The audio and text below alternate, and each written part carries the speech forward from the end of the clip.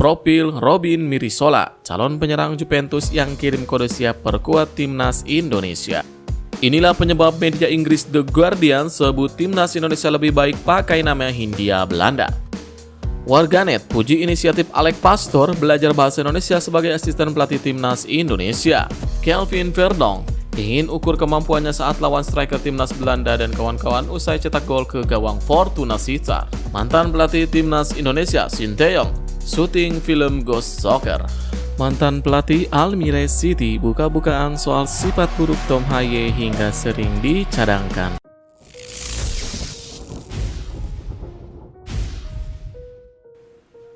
Profil Robin Mirisola, calon penyerang Juventus yang kirim kode siap perkuat timnas Indonesia.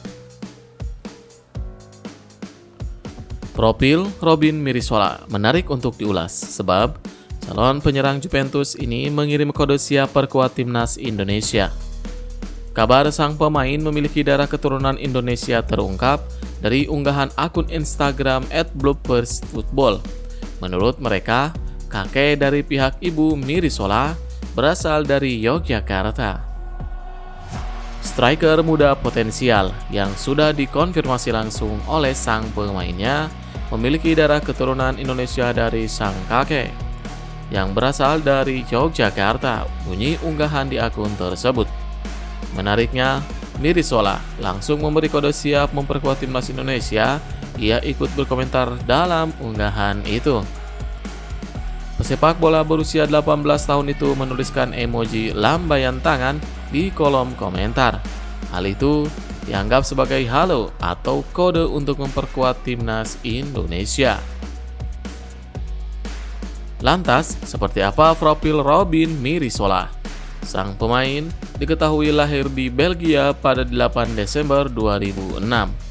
Saat ini, ia berkostum Jong KRC Genk di Challenger Pro Liga Divisi 2 Liga Belgia. Mirisola mengoleksi 6 gol dan 3 assist dari 15 kali penampilan di semua kompetisi. Catatan tersebut membuatnya sempat menarik perhatian klub-klub papan atas dunia. Robin Mirisola sempat masuk dalam radar Juventus dan Marseille. Kedua tim besar itu tertarik dengan bakat yang dimiliki pemain timnas Belgia U19 tersebut. Mirisola memang saat ini aktif membela timnas Belgia U19. Namun, hal tersebut tak menghalanginya untuk dinaturalisasi menjadi WNI.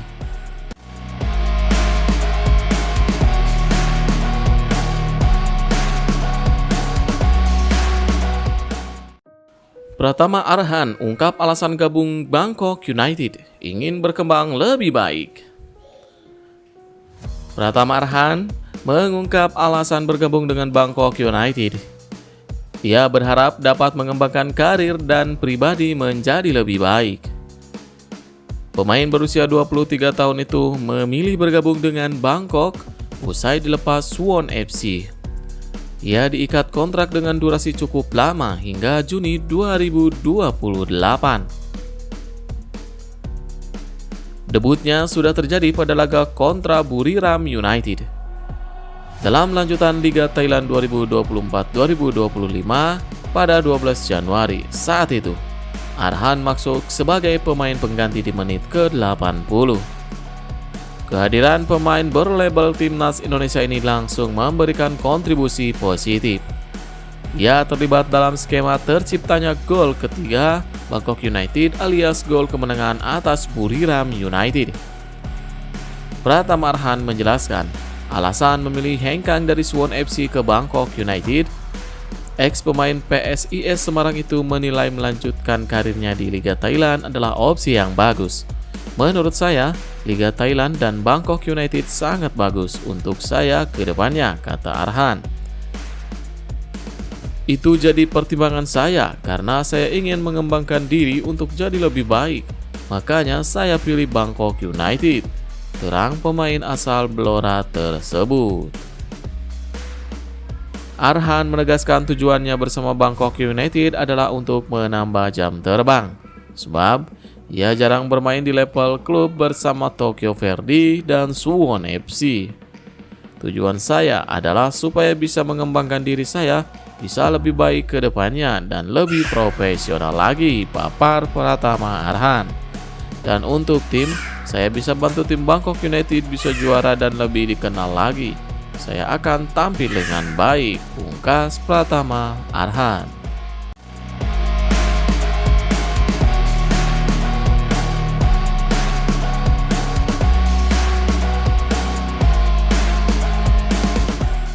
Inilah penyebab media Inggris The Guardian sebut timnas Indonesia lebih baik pakai nama Hindia Belanda.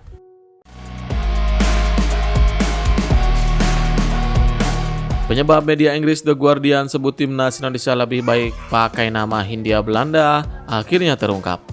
Hal itu ternyata berkaitan dengan komposisi pemain. Kiprah timnas Indonesia memang tengah jadi sorotan dunia, sebab skuad Garuda berpotensi lolos ke Piala Dunia 2026. Mengulangi capaian saat masih mengusung nama Hindia Belanda pada Piala Dunia 1938. The Guardian turut menyoroti hal tersebut. Mereka memakai ucapan pemain timnas Vietnam Do Dun Nhi sebagai referensi dalam artikelnya mengenai timnas Indonesia. Terkadang kami saling mengejek. Tidak tahu apakah kami bermain melawan tim Belanda atau Indonesia, ucap Do dalam sebuah wawancara. Perkataan itu lantas dijadikan bahan ejekan oleh The Guardian. Mereka mengulas lagi perjalanan Indonesia ketika di Piala Dunia 1938 yang dipimpin oleh Kapten Ahmad Nawir. Pada 1938, Indonesia dengan kapten berkacamata Ahmad Nawir maju ke Piala Dunia sebagai Hindia Belanda, ulas media itu. Dan kata Belanda mungkin sebaiknya dimasukkan kembali ke dalam judul, mengingat semua yang telah terjadi dengan tim sepak bola putra mereka pada abad ini. Penunjukan Patrick Kluivert sebagai pelatih kepala bukanlah sesuatu yang terjadi begitu saja, imbuh The Guardian. Media asal Inggris itu lalu mengungkit komposisi pemain pada laga kontra timnas Arab Saudi. Menurut mereka, proses naturalisasi pemain tidak akan berhenti dalam waktu dekat. PSSI disebut melanjutkan warisan dari era penjajahan Belanda. Bagaimanapun, seperti yang telah dikatakan, tim Belanda membutuhkan pelatih Belanda. Dari 11 pemain yang mengalahkan Arab Saudi dalam kualifikasi Piala Dunia di Jakarta pada November, 8 orang lahir di Belanda dan masih banyak lagi yang akan datang, cibir The Guardian.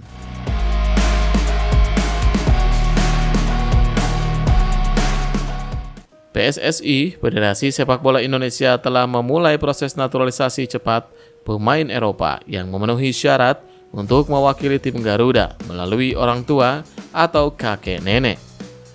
Warisan penjajahan Belanda yang berakhir pada tahun 1945. Lanjut media The Guardian.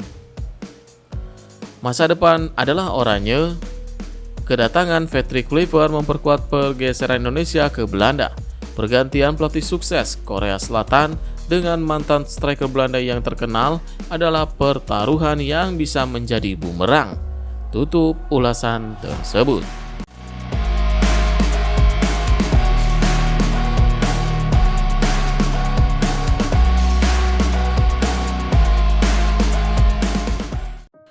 Warganet puji inisiatif Alex Pastor belajar bahasa Indonesia sebagai asisten pelatih timnas Indonesia. Alex Pastor, inisiatif belajar bahasa Indonesia jelang mendampingi Patrick Kluivert sebagai asisten pelatih timnas Indonesia. Hal itu lantas membuahkan pujian dari warganet.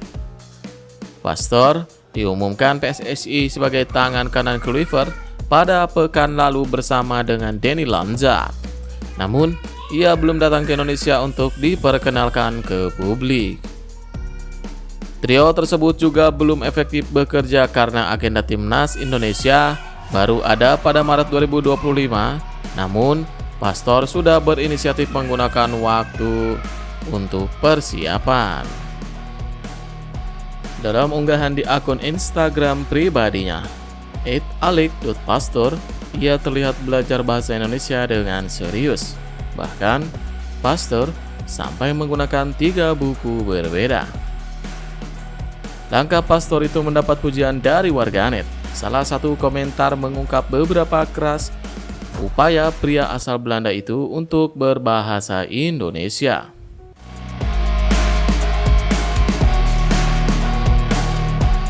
Buku ini semacam kumpulan kosakata dasar bahasa Indonesia. Cocok banget buat pemula yang ingin mulai paham kata-kata penting. Tulis @Bangkit Mustafa.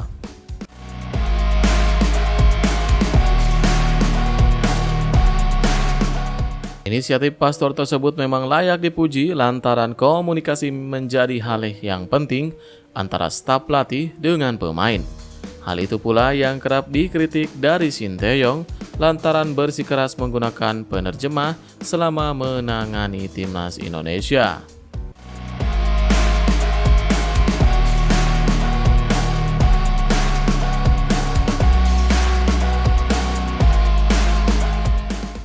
Tiga klub yang pernah dibela calon pemain naturalisasi Pascal Struijk. Nomor 1, tim Inggris.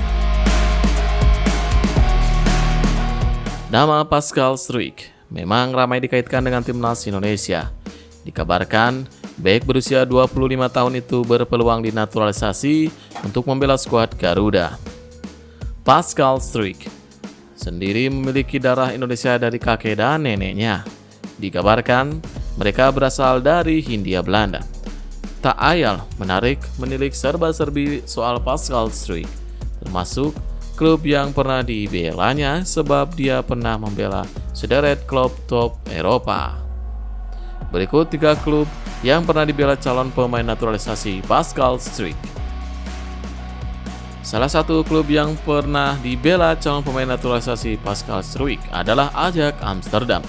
Tepatnya, tim ini dibelanya pada 2016. Pascal Struijk bertahan di sana selama 2 musim hingga 2018. Di Ajax, Pascal Struijk hanya bermain di level junior dari 21 laga yang telah dilakoni bersama tim U19. Dia tak hanya bermain apik di lini belakang, tetapi juga bisa membantu lini serang sehingga membukukan 2 gol dan 1 assist. Tim yang kedua yaitu ADO Den Haag. Klub asal Belanda ini dibela Pascal Struijk pada musim 2006 hingga 2016. Karir Pascal Struijk di sana terjadi semasa dirinya masih di level junior. Dia pun hanya bermain di tim Under 19 dari 16 laga yang dilakoni. Dia membukukan 6 gol dan 1 assist. Dan nama klub yang terakhir yaitu ada Leeds United. Di tim klub asal Inggris ini, Pascal Struijk baru bermain di tim senior. Dia tepatnya pindah ke Leeds sejak 2018 dan masih terus bertahan hingga sekarang. Pascal Struijk jadi andalan di Leeds United. Terbukti, Pascal Struijk sudah mentas di 132 laga dalam berbagai kompetisi bersama tim utama Leeds United. Dia pun tak hanya cakap menjaga pertahanan timnya, tetapi juga kerap membantu lini serang sehingga sudah membukukan 11 gol dan 1 assist.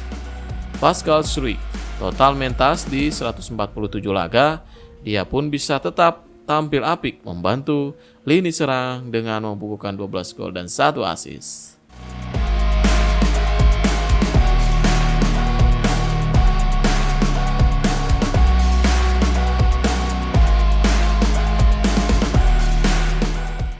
Kelvin Verdonk ingin ukur kemampuannya saat lawan striker timnas Belanda dan kawan-kawan usai cetak gol ke gawang Fortuna Sittard. Kelvin Verdonk baru saja meraih hasil positif bersama NEC Nijmegen dengan mengalahkan Fortuna Sittard pada pekan ke-19 Eredivisie 2024-2026 di Gopher Stadium. NEC Nijmegen menang dengan skor 4-1 atas Fortuna Sittard. Kelvin Verdonk dipercaya tampil penuh oleh pelatih Roger Meijer. Bahkan, ia mencetak 1 gol pada menit ke-71. Kemenangan ini adalah yang kedua di awal 2025. Sebelumnya, NEC mengalahkan Beach Zwolle dengan skor 1-0 di kandang lawan pada Minggu 12 Januari 2025. Verdong menilai timnya harus konsisten jika ingin terus meraih hasil positif seperti 2 pertandingan di atas. Ini hebat, tetapi kami harus terus seperti ini, kata Verdong. Kami tidak ingin mengalami kemunduran lagi. Itu hanya menjengkelkan bagi kami sebagai pemain. Kami bekerja sangat keras untuk itu. Jika terjadi inkonsistensi lagi, Anda akan melupakan kedua pertandingan ini. Itu bisa terjadi secepat itu. Minggu depan, kami tak bertanding. Kemudian pertandingan yang sangat bagus melawan PSV, ujar Verdong. Ya, selanjutnya NEC akan melawan PSV Eindhoven pada Minggu 20 Februari 2025. PSV adalah tim papan atas. Mereka memimpin klasemen dengan 46 poin. Sementara NEC di posisi ke-11 dengan 23 poin. PSV juga diisi oleh pemain-pemain berkualitas seperti striker timnas Belanda, Luc de Jong, pemain timnas Belgia, Johan Bakayoko, hingga Ivan Perisic yang memperkuat timnas Kroasia. Verdong mengaku sangat senang bermain dengan tim elit karena bisa mengukur kemampuan yang dimilikinya. Ia pun siap berduel dengan pemain-pemain bintang PSV. Verdong mengatakan, "Saya suka bermain melawan tim papan atas karena dengan begitu saya dapat mengukur kemampuan saya melawan pemain seperti Bakayoko dan Perisic. Seringkali dalam pertandingan-pertandingan papan atas itu Anda akan terlibat dalam lebih banyak duel yang merupakan kekuatan saya jika saya tidak masuk terlalu cepat seperti minggu lalu," ujarnya.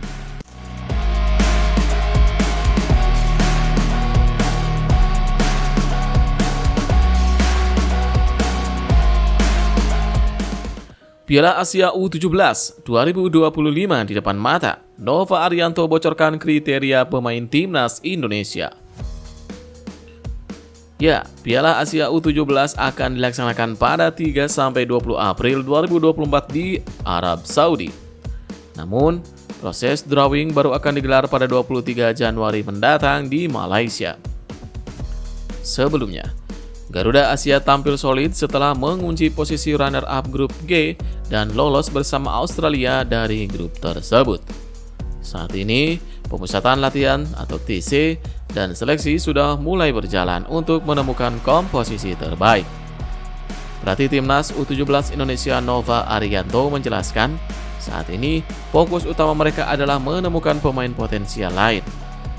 Dia menyadari bahwa Garuda Asia masih ada kekurangan di beberapa lini, dan ini jadi fokus utama evaluasi tim pelatih. Nantinya hanya pemain-pemain terbaik yang akan dibawa ke Piala Asia U17. Pemain yang dipanggil nanti akan masuk dalam seleksi Timnas U17 Indonesia. Mereka akan mencari pemain-pemain yang memiliki kemampuan dan fisik lebih baik dari timnas sekarang. Selain itu, mereka harus paham dengan filosofi yang diinginkan oleh tim pelatih. Nova Arianto menekankan, syarat masuk ke Garuda Asia adalah pemain tersebut harus cepat beradaptasi dengan tim.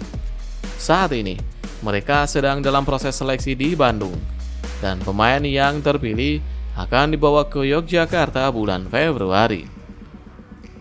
Dia ingin agar skuad yang ada diisi nama baru dan mereka bisa memberikan kontribusi kepada Garuda Asia.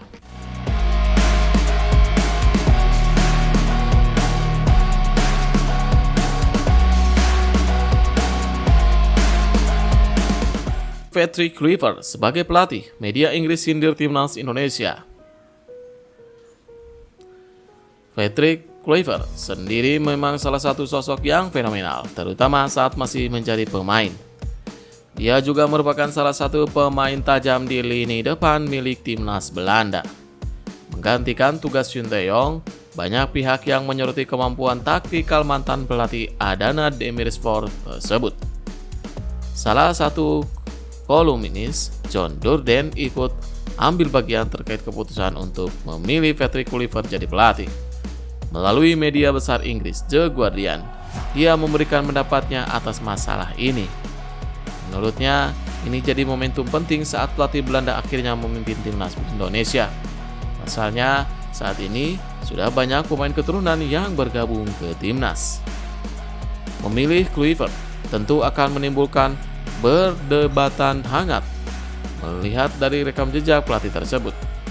Namun, perlu disadari bahwa pelatih berusia 48 tahun tersebut sempat menjadi asisten pelatih beberapa sosok terkenal, salah satunya adalah Louis van Gaal. Tentunya, dia harus bisa membuktikan diri karena Indonesia merupakan negara yang fanatik dengan sepak bola dan kritik akan hadir saat sang pelatih tidak bisa menjalankan tugasnya dengan baik.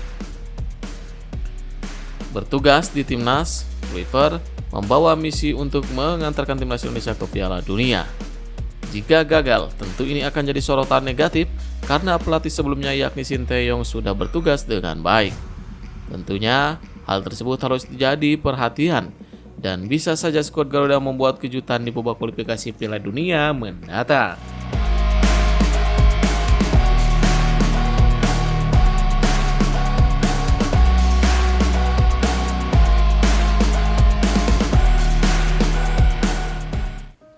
Mantan pelatih timnas Indonesia Sinteyong syuting film Ghost Soccer. Seperti diketahui, Sinteyong sudah tidak lagi menjadi pelatih timnas Indonesia seusai dipecat PSSI.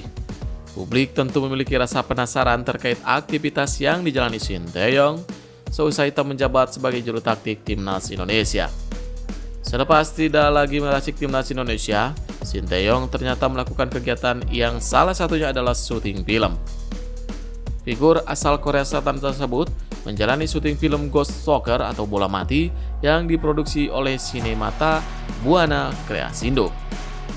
Sinteyong hadir sebagai cameo atau memerankan karakternya sendiri dan melaksanakan syuting di kawasan Subang, Jawa Barat. Dari pantauan kami, kehadiran Sinteyong disambut cukup meriah oleh masyarakat setempat. Selain itu, sosok berumur 54 tahun tersebut mengerjakan syuting dengan antusias. Sinteyong pun mengaku dirinya menikmati menjalani aktivitas sebagai aktor film. Meski begitu, Sinteyong mengaku merasa grogi karena syuting film menjadi kegiatan barunya. Sinteyong turut menjelaskan alasannya bersedia untuk berakting di film Ghost Soccer. Alasan Sinteyong adalah dirinya ingin membalas kebaikan fans sepak bola Indonesia yang cinta kepadanya.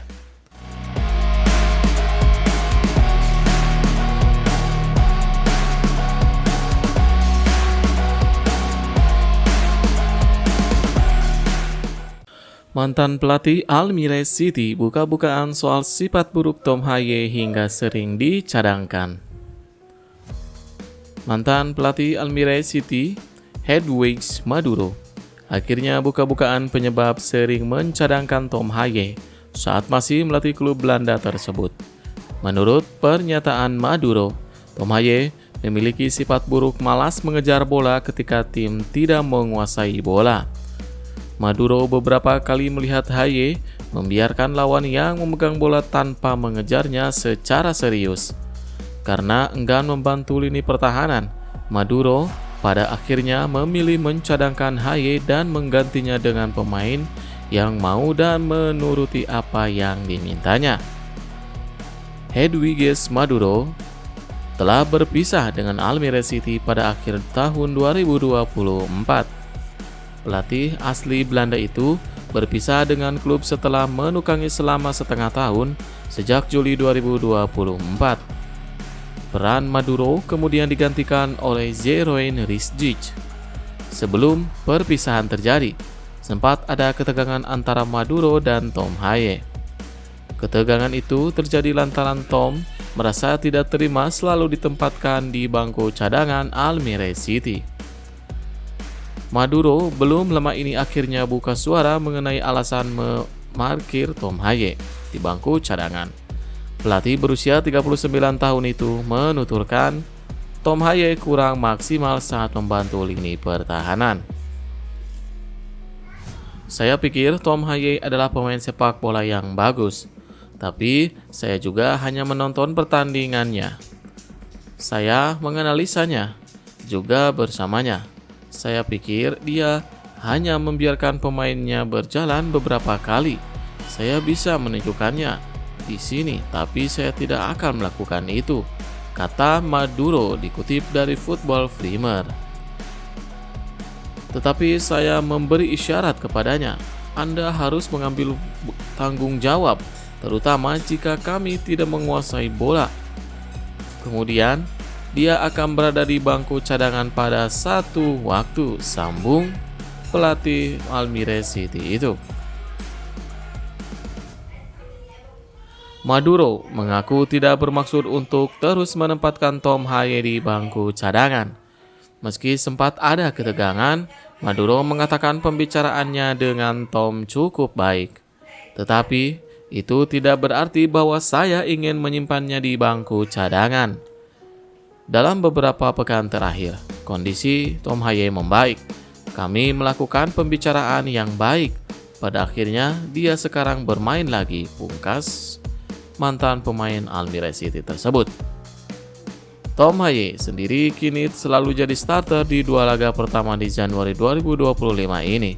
Sayangnya, Almere City justru ditahan Groningen 0-0 dan kalah 2-0 dari Heracles Almelo pada Minggu 19 Januari 2025.